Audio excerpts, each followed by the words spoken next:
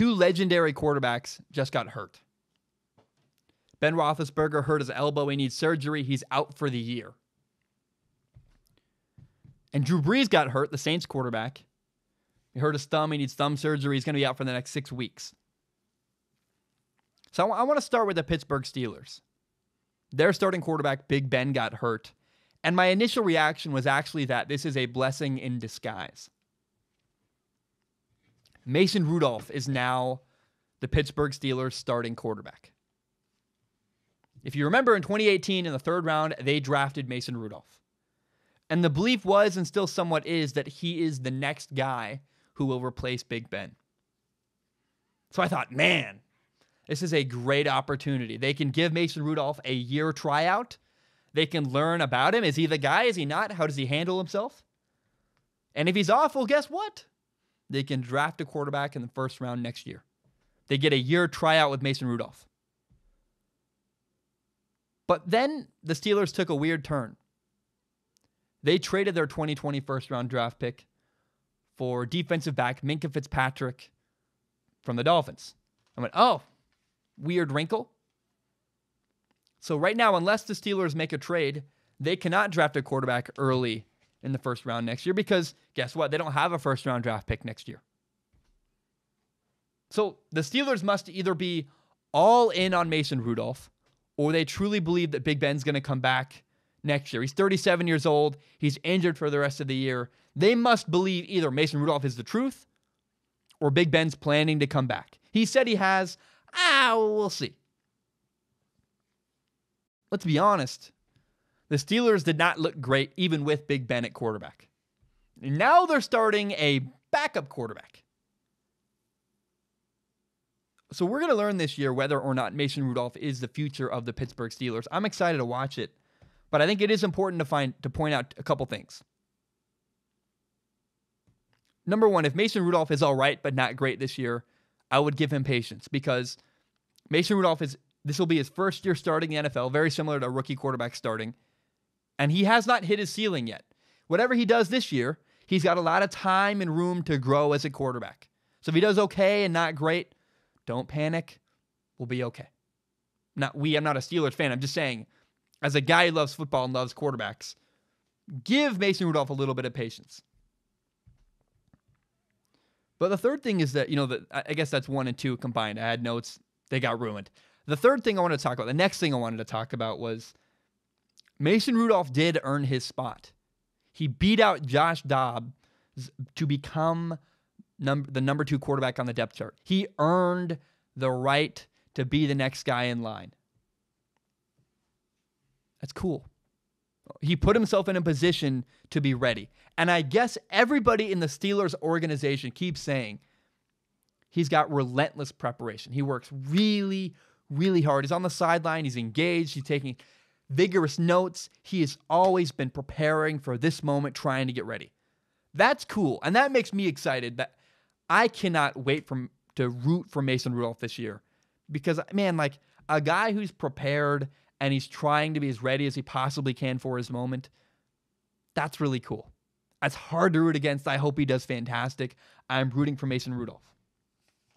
We'll find out. I don't know. I honestly don't know whether he will succeed or not.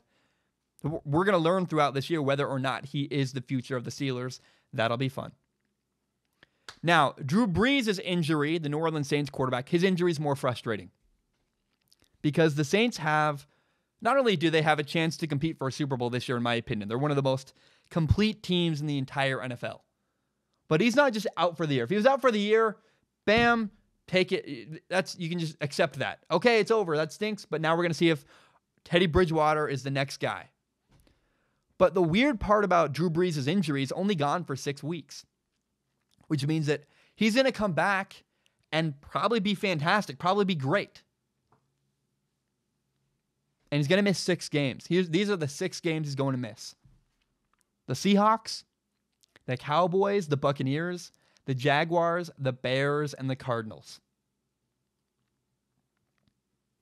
So in my opinion, the Saints are going to be lucky to go 2-4 without Drew Brees. They'll be lucky to win 2 games without their starting quarterback. They're not going to beat the Seahawks, they're not going to beat the Cowboys, and they're not going to beat the Bears. more than likely they're probably going to go 1-5 in the next 6 weeks. I don't like saying that. That's my opinion and my belief. You need to remember something. Drew Brees is not just the New Orleans Saints quarterback. He's their emotional leader in the locker room. He brings them a sense of hope. That's why they beat the Texans in week 1. They rally around and behind Drew Brees. They believe in him. That's their guy they fight for. And I know from experience, it is really hard to lead a team from the sidelines. My last practice with my college football team, I was a number 3 quarterback. I was on the sideline. I'm on the sideline signaling. I'm not in the huddle. I'm removed from the game a little bit. And our offense had the worst offensive practice we'd had. I think really, of any team I've ever been a part of, it was the worst practice I've ever been a part of ever. I was like, well, this is horrible. Guys were running slow, the wrong routes, making mental mistakes. The quarterback was missing throw after throw after throw. It was pitiful. It was hard to watch. And for my gut, I was like, ugh. I wanted to say something. I wanted to pick the guys up around me. And I was removed from the game. I was on the sideline, away. I felt trapped over there. And what I learned was it's hard to have an impact on the field when you're on the sideline. Drew Brees is going to have that kind of frustration for the next 6 weeks. He's going to want to have an impact on the field, and he won't be able to. Right now, the Saints are 1-1. If the Saints can be 4-4 when Drew Brees comes back, that dog can hunt. They can work with that. If they can go 3-3 the next 6 weeks while Drew Brees is gone, they're in a position for Drew Brees to lead them to the playoffs. So if they lose to the Cowboys, the Bears, and the Seahawks, but beat the Buccaneers, the Cardinals, and the Jaguars, if that can happen for the Saints, they have a chance to make the playoffs. And I believe Drew Brees is going to come back.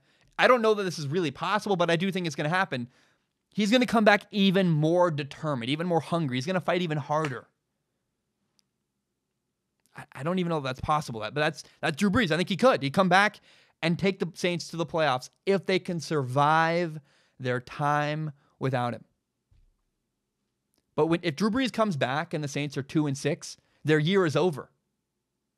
If he comes back and they're 3-5, maybe they can come back and win, run the table.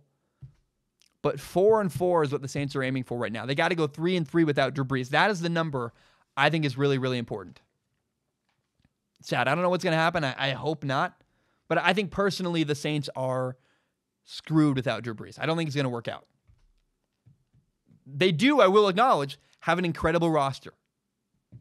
A roster that might be good enough to carry quarterback play from Teddy Bridgewater and Taysom Hill. So I've repeated this multiple times. If the Saints can go 3-3 without Drew Brees, if they can be 4-4 6 weeks from now, they have a chance to make the playoffs. If they don't, it's over. I don't have a lot of faith in Teddy Bridgewater. I don't.